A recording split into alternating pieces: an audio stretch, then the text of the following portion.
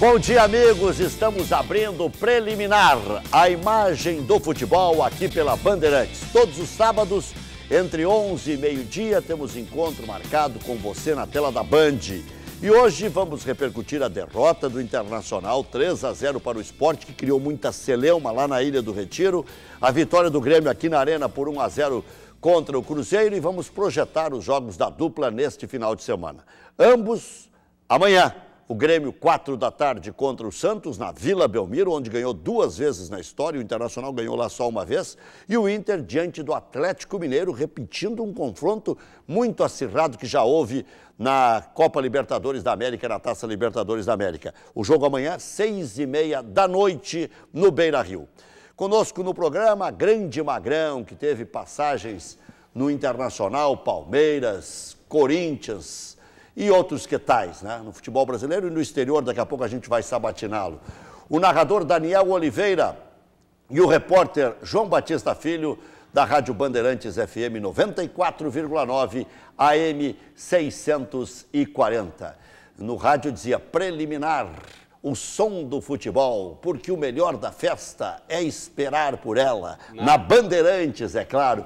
E na televisão, o melhor da festa é esperar por ela, agora no canal 10 aqui para Grande Porto Alegre. Magrão, e aí? O que está fazendo da vida? Bom dia. Bom dia a todos. Comecei a abrir uma empresa de gestão esportiva e comecei com o primeiro negócio legal que foi feito, foi o do Denilson e o do Valdívia, que a gente acabou fechando esses 2 jogadores para a equipe do Aluarda, que era a equipe que eu joguei lá. Tu já começou dando tacada grande. Começou bem, rapaz. Começou ganhando dinheiro, né? Na verdade, fui lá para visitar o clube, visitar o presidente. Aí já saiu o negocinho. E aí o presidente perguntou o que eu estava fazendo. Houve até um convite para mim trabalhar lá, ficar lá. Uhum. É uma ideia minha de futuro, não trabalhar, mas morar lá. E aí surgiu a possibilidade de contratar um volante, que eles precisavam no primeiro volante, e surgiu o nome do Denilson na pauta. Uhum. E aí o homem me deu o papel e me deu a verba para mim vir aqui e fazer essa negociação. Foi complicado por ter sido a primeira, foi difícil lidar com... Tem uns grandão aí do meio do futebol que... Ciumeira. Tentaram atravessar o negócio. Muitos, né? Mas assim, eu tive todo o respaldo do presidente nessa ocasião de... Não, vai fazer, o negócio é com você, tá no teu nome. E felizmente deu certo, foi bom até pro jogador também, foi muito bom. A gente hoje viramos amigos. E teve a situação do Valdívia também, que tá andando bem. Um sócio que eu tenho lá nos Emirados, que é o Juan Inácio, que é um agente FIFA. Ele tá no Chile, terminando os últimos detalhes. Então, comecei com o pé direito, mas justamente por ter esse respaldo de lá.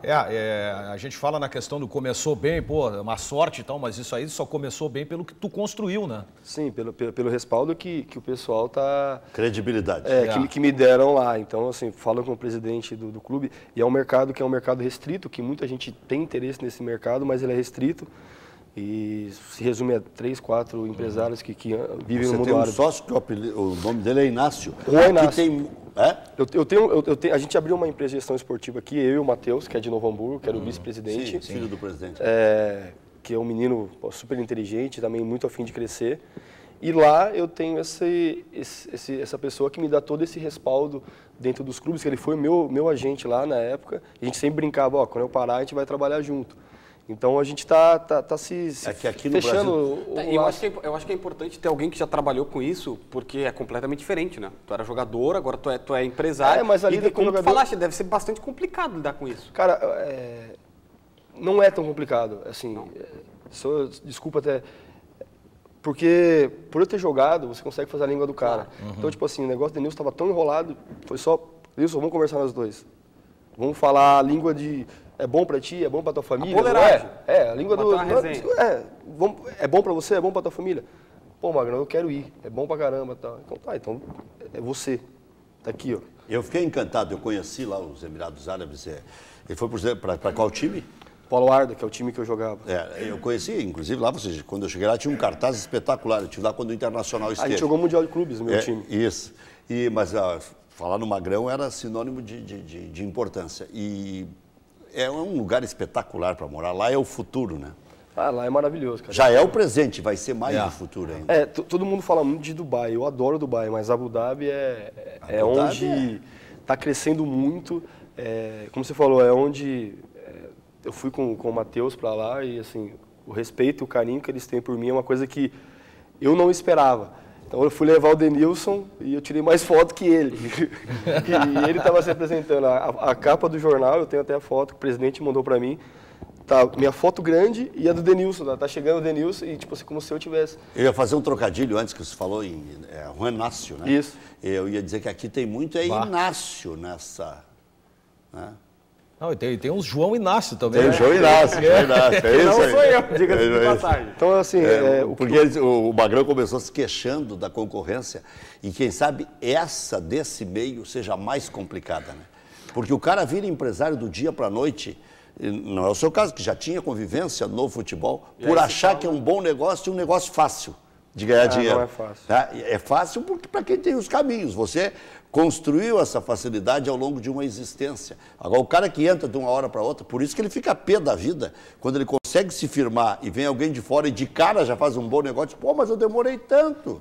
Agora, o Magrão, esse teu conhecimento ele se deve também à tua participação quando das vezes que foi negociado, né?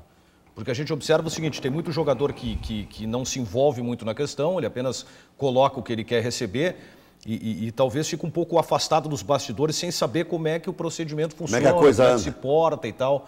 E eu acho que isso aí foi uma coisa que te facilitou também, mas né? eu acho que mudou muito, sabe? O jogador hoje, ele não digo que o jogador... Antes... Eu pego o jogador jovem, né? Porque às vezes não tem um conhecimento e tal, primeira negociação. Eu posso dizer assim, eu sempre respeitei todos os empresários e vou continuar respeitando, respeito todo mundo, respeito a história de cada um, porque não é fácil. Tem uns grandes empresários hoje aqui em Porto Alegre, tem o próprio Machado, esses caras que têm um know-how muito grande, eles trabalharam muito Gilmar Veloz, que agora está trabalhando Veloz. bem assessorado com o Kia Jorabichan. Então esse pessoal já tem uma história dentro do futebol que tem que ser muito respeitada. O que eu penso é aprender. O que eu puder aprender com esses caras, eu vou tentar tirar, mas sem perder o que eu fui como jogador, a minha essência como ser humano, como homem. Então, isso é o que eu vou tentar colocar dentro desse novo meio de trabalho. Preciso de ajuda, lógico.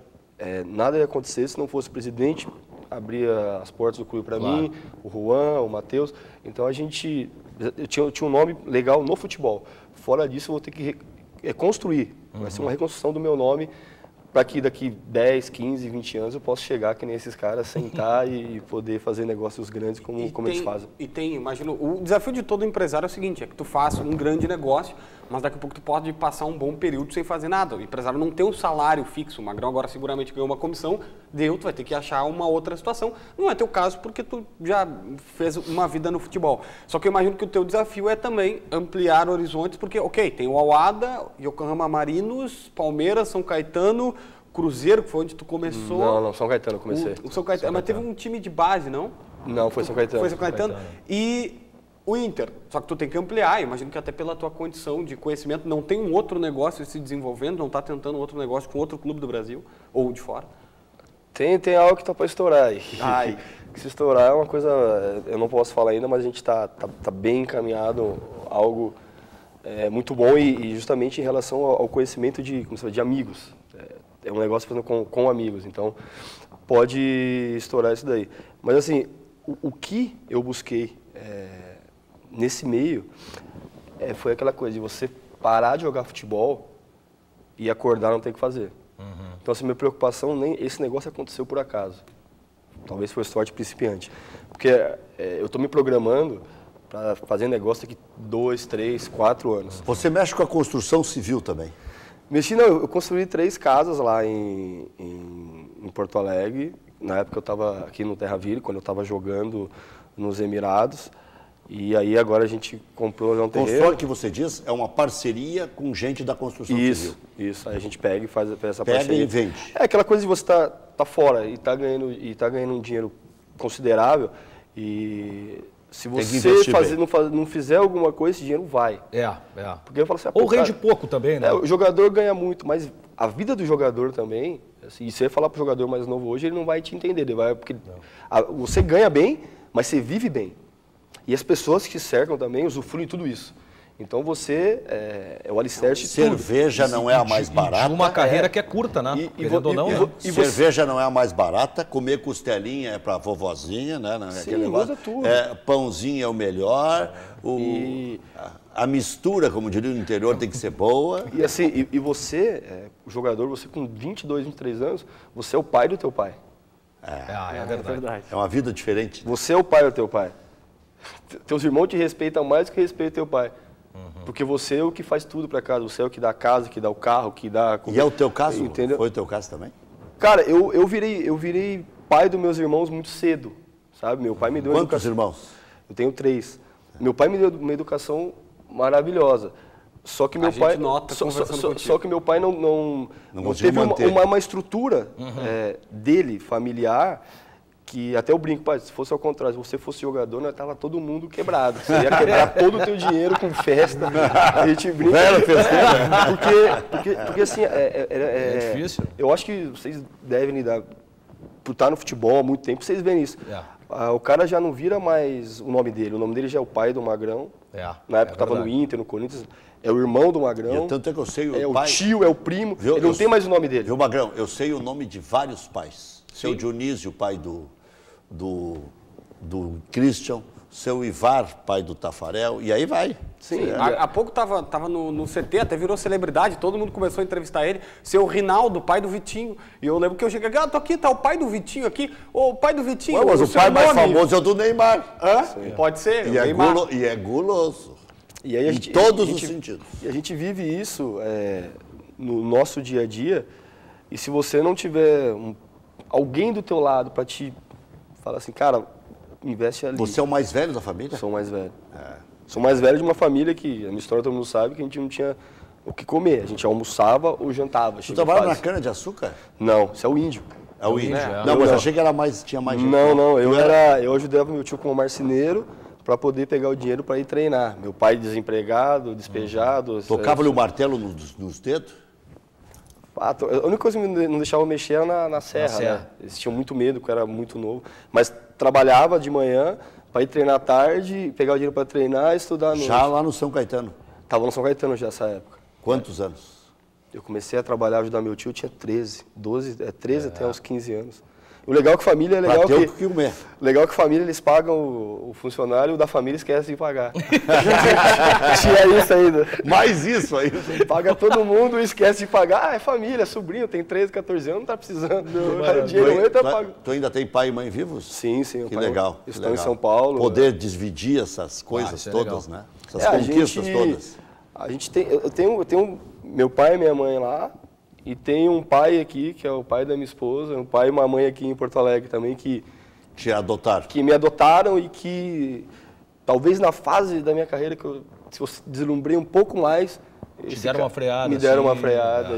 No Inter, em 2008, tu não estava no ocaso da carreira, nem no auge da carreira.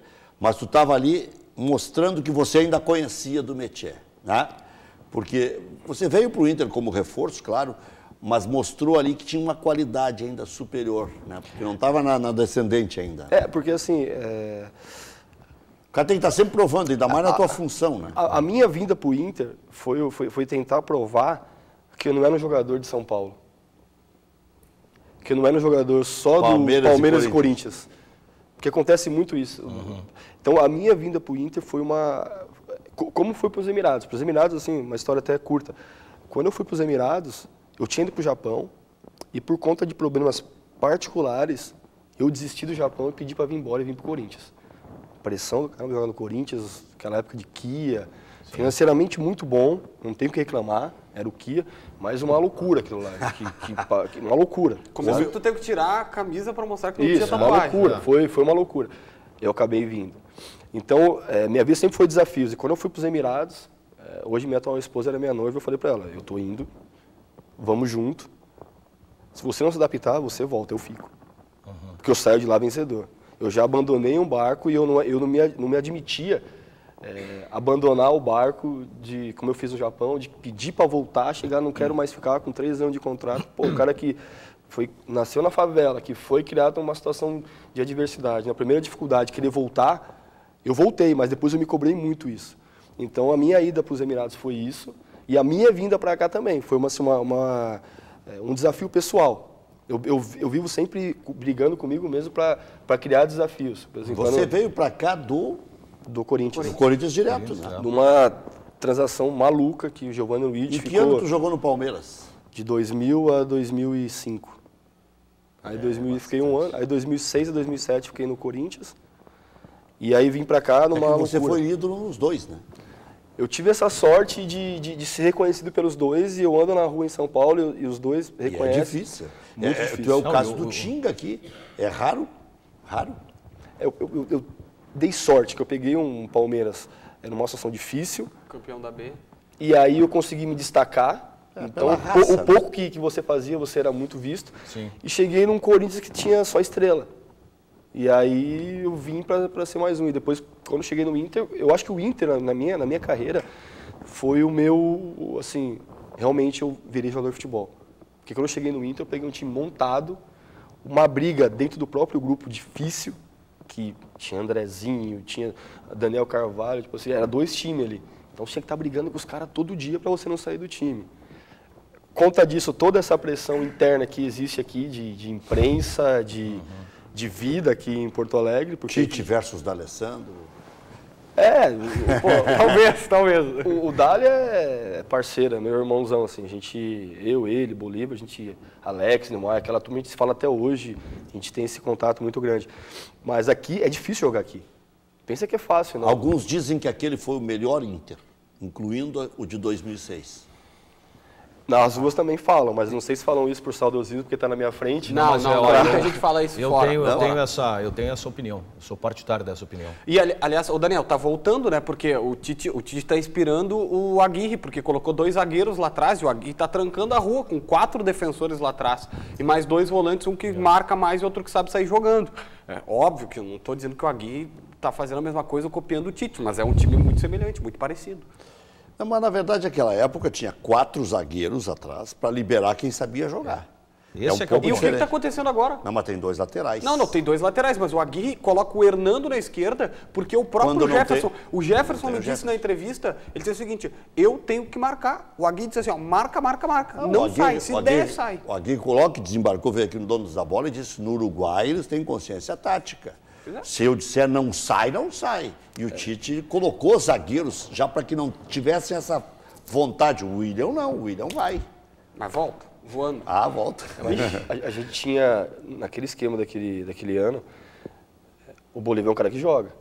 Claro. Que sabe jogar. Sabe jogar. O Bolívar ficou algumas vezes rotulado por chegar forte, aquele lance que o Dodô. Aquelas perninhas de xerife dele. Só que a hora que o Bolívar põe a Quando ele surgiu no Grêmio, ele surgiu como um grande lateral direito. Aí se foi pro Guarani de Venâncio, depois veio pro Internacional. E o Marcão era lateral. Também era lateral, ala.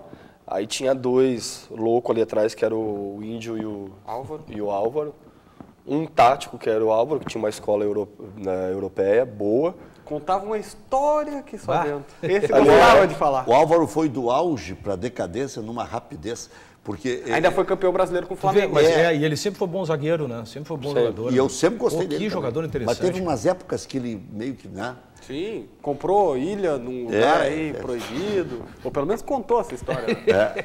Deixa assim, o Magrão sabe o que eu tô falando. Não, e tem outras histórias que não dá para falar. Mas olha aqui, o Magrão...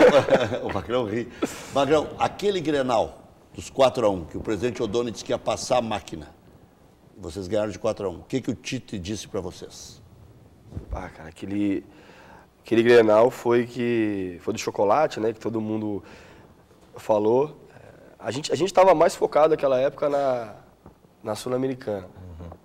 O foco não era no brasileiro, porque a gente estava meio que fora. E o Grêmio era um time que estava brigando pelo título na época. E aí teve aquele comentário de vestiário, pegou todas as declarações do Odoni falando que ia atropelar a gente. Só que a gente, naquele momento, não estou falando camisa, Grêmio e Inter, quem é melhor. Isso daí vai ser uma discussão eterna aqui. Mas nós sabíamos que naquele momento nosso time era melhor. Só que nós estávamos focados em outra competição. E aí quando chamou a gente na sexta-feira, ele falou, vai jogar vocês. Titulares. Vai jogar vocês. E aí, vitória, o pessoal, e a gente não pode perder esse jogo. Olha o que estão falando lá, que vão atropelar e aqui é a nossa casa. Então, criou-se todo um... Esse foi o do 4-1, né? Foi do 4-1. E aí o presidente do Grêmio deu uma declaração infeliz, de que ia passar a máquina, patrolar e tal, e o Carvalho pegou o jornal e entregou para todo mundo. Isso. O Carvalho, o Vitório, pegou e passou para todo mundo o que eles estavam falando. Só que nós sabíamos, assim, que a gente tinha qualidade para vencer. Não da forma que foi, mas foi assim, foi um início muito alucinante, foi intenso. Uma coisa que... Parecia que ia mais, né? E tem acho que no segundo tempo que a gente ficou, acho que 3 minutos com a bola, fica tocando a bola e vai, a bola volta e o Grêmio não consegue. Esse foi um jogo marcante pra gente. Pra mim, foi o Grenal que marcou muito. E você foi o que fez o desabafo no final, né? Foi eu e o Índio também, acho que falou. O Índio falou alguma coisa do... Não, mas o discurso foi teu, da máquina, que não sei o quê. Cara, eu nem lembro. Agora não. Bom, mas de qualquer forma, foi uma presença marcante. Ficou um ano e quanto no Internacional? Foi 2 anos, 2 anos alguma coisa. 2 anos. 2 anos. Aí eu tenho uma pergunta, não sei se vai dar tempo antes do intervalo, Rec, mas não, tu falaste o seguinte, nós estávamos focados na Sul-Americana e o Inter está vivendo exatamente a mesma situação agora, sendo que eu estava em Recife e fiz a cobrança. Pellegrini chegou na entrevista... Esse foi o ano de 8-1 no Caxias, né? Não, foi... Esse ano foi 8-1 no Juventude. 8-1 no Caxias foi em 2009. Porque aquele time de 2009 eu achava que jogava mais do que o time de 2008. Jogando futebol. O time de 2008 era mais compacto. 2008 era o Abel. Mas em 2009 já tinha Kleber, já tinha Tyson. Era outro jogador excelente. Sandro como volante. Aquele time o Abel falou que para ele o melhor time é o de 2009. Para ele, Abel, o melhor time dele era o de 2009. Um dia... 2008. 2009 era o Tite. Isso, 2008, perdão. É que ele dizendo que conversando e tal, ele disse, nem 2006. Aquelas resenhas do Abel, que a gente batia papo. Ele fez uma matéria falando sobre isso. Aí, de repente, o repórter até usou o gancho, porque ele estava conversando conosco, assim, batendo papo, e ele disse que para ele, ok, chama uma máquina, ganhamos show. 2009 o Internacional foi vice-campeão brasileiro, vice-campeão da Copa do Brasil, campeão gaúcho. E a gente não celebra tanto porque se imaginava na época que o Inter ganharia ao natural, mas aí perdeu o Nilmar no meio do caminho, é uma longa eu história. saí, o Nilmar saiu o Alex, saiu os 3, 4 jogadores no meio. Então, depois do intervalo, meu amado mestre, eu quero perguntar para ele sobre essa situação, se dá para focar nos dois, porque eu estava lá em Recife, o Pellegrini até chegou antes da coletiva e disse, comece o massacre que eu sei que vocês vão me massacrar depois dos 3-0. Só que ninguém entende o porquê que o Inter não consegue jogar bem nas duas. Vamos então deixar essa pergunta para depois do intervalo e também sobre essa história do revezamento. Como é que você interpreta a atitude do Diego Aguirre, que até você acompanhou um pouco lá. Ele treinou no Catar, né? Isso, no Catar. Eu tinha voltado para o Brasil. Já tinha. E assim, é separado. Até vou explicar. Catar aqui, Emirados aqui, Arábia Saudita é outra coisa. É completamente diferente. São pratos totalmente diferentes. Até, inclusive, tem períodos em que à noite, por exemplo, nos Emirados Árabes, dá para suportar. O Catar é quente até à noite. Bem mais quente. Bem mais quente. Bom, daqui a pouquinho a gente volta. Vamos falar da derrota, essa citada pelo João Batista, 3-0 para o Sport na Ilha do Retiro, a vitória do Grêmio contra o Cruzeiro. O Grêmio 4 vitórias na sequência, ganhou de 1-0 na Arena do Cruzeiro do Luxemburgo, que agora está 3-3, né? Ganhou 3 e perdeu 3. Com o Luxemburgo não tem empate, é 8 ou 80. E aí o Magrão vai falar dessas questões que ficaram aí em aberto. Já voltamos.